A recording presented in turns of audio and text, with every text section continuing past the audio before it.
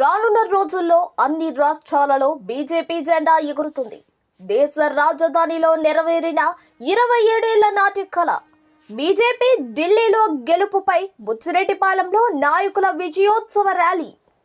దేశ రాజధాని అయిన ఢిల్లీలోని ఎర్రకోటపై జెండా ఎగురవేయాలన్న 27 ఏళ్ల నాటి కల నరేంద్ర మోడీ నాయకత్వంలో సాధ్యమైందని బీజేపీ నాయకులు వినయ్ నారాయణ అన్నారు. ఢిల్లీలో బీజేపీ విజయం సాధించిన సందర్భంగా బుచ్చిరెడ్డిపాలెం పట్టణంలో కూటమి ప్రభుత్వ నాయకులతో కలిసి బీజేపీ నాయకులు విజయోత్సవ ర్యాలీ నిర్వహించారు.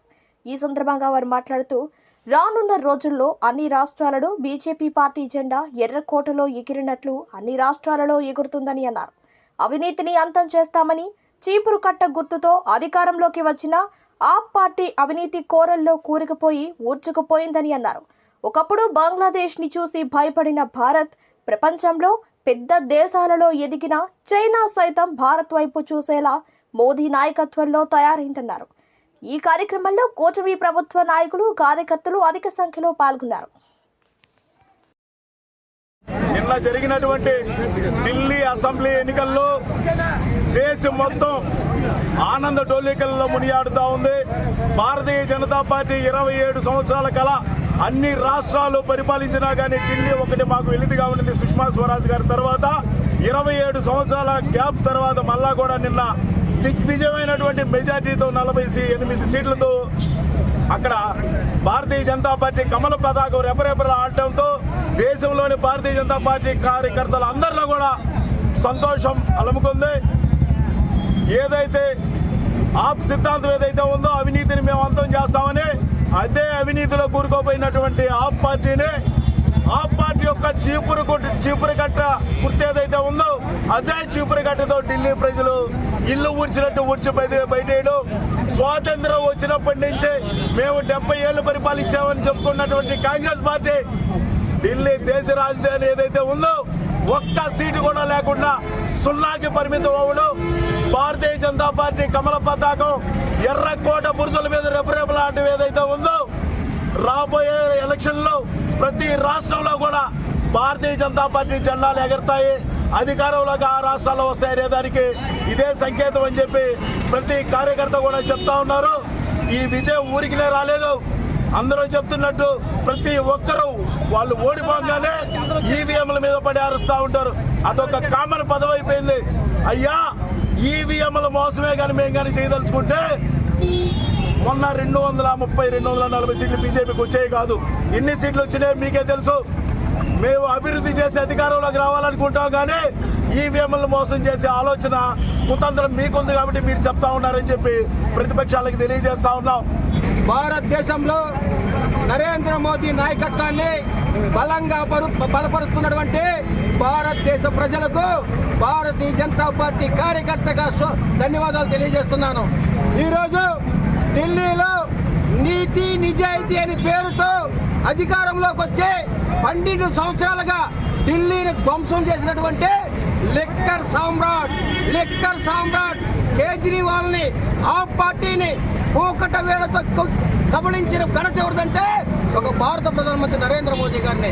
ఈరోజు భారత ప్రధానమంత్రి నరేంద్ర మోదీ గారు సబ్కా సాథ్, సబ్కా వికాస్, సబ్కా విశ్వాస్ అనే పేరుతో క్షేత్ర స్థాయికి పథకాలు అందిస్తూ జనాల గుండెల్లో దేవుళ్ళ నిలిచిపోబట్టే భారతదేశంలో ఉన్న రాష్ట్రాలన్నీ కూడా ఈరోజు నరేంద్ర మోదీ గారి నాయకత్వాన్ని బలపరుస్తున్నాయి.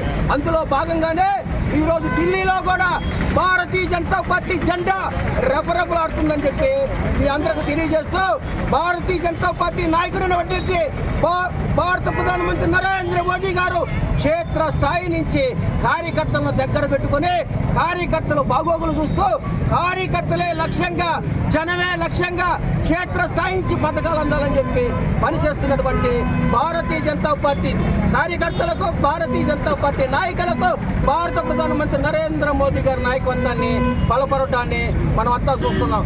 అయ్యా, ఈ రోజు కుకనా పార్టీ నాయకులు చెప్తున్నారు, కాంగ్రెస్ వాదులైతేమి కమ్యూనిస్ట్ వాదులైతేమి ఈవీఎంలు మేనేజ్ చేసి భారతీయ జనతా పార్టీ గెలుస్తుందని.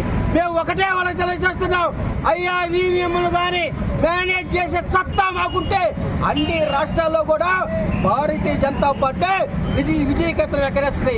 మేము రాజ్యాంగబద్ధంగా ఎన్నికలు పోతాం, ప్రజల మనుషులని కొల్లగొడతాం, వాళ్ళకు కావాల్సిన అభివృద్ధి పథకాలను ఇస్తామని చెప్పి హామీ ఇచ్చిన వెంటనే ఆ అభివృద్ధి పథకాలను అమలు చేస్తాం. కాబట్టి ఈ రోజు గుజరాత్ లాంటి రాష్ట్రాలు, ఉత్తరప్రదేశ్ లాంటి రాష్ట్రాలు, ఎన్నో రాష్ట్రాలు ఒకటోసారి, రెండోసారి, మూడోసారి గెలుస్తున్నాయంటే అది యొక్క భారతీయ జనతా పార్టీ యొక్క క్రమశిక్షణ, భారతీయ జనతా పార్టీ యొక్క సిద్ధాంతం అని తెలియజేస్తూ ఈరోజు భారతీయ జనతా పార్టీని ఢిల్లీలో అధిక మెజార్టీతో సుమారు 48 సీట్లతో గెలిపించినటువంటి ఢిల్లీ ప్రజలకు చేతులెత్తి నమస్కరిస్తూ నిన్నటి రిజల్ట్స్ 27 ఏళ్ల తర్వాత రాజధాని ఢిల్లీలో భారతీయ జనతా పార్టీ విజయ దుందుబి మోగించింది.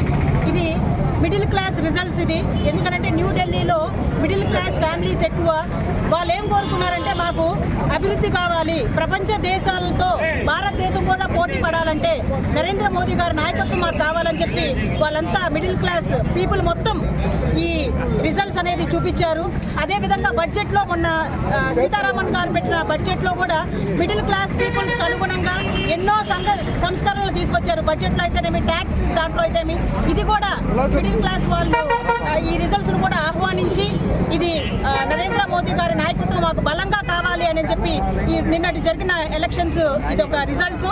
అదేవిధంగా ఎన్డీఏ కూటమి కూడా మన ఆంధ్ర రాష్ట్రంలో అనేక ఇండస్ట్రీస్ అయితేనేమి, అనేక మనకు కంపెనీలు అయితేనేమి తీసుకొస్తున్నారు. మన ఏపీలో కూడా ఎన్డీఏ నాయకత్వం కూడా మన ఏపీలో ఇంకా బలపడాలి.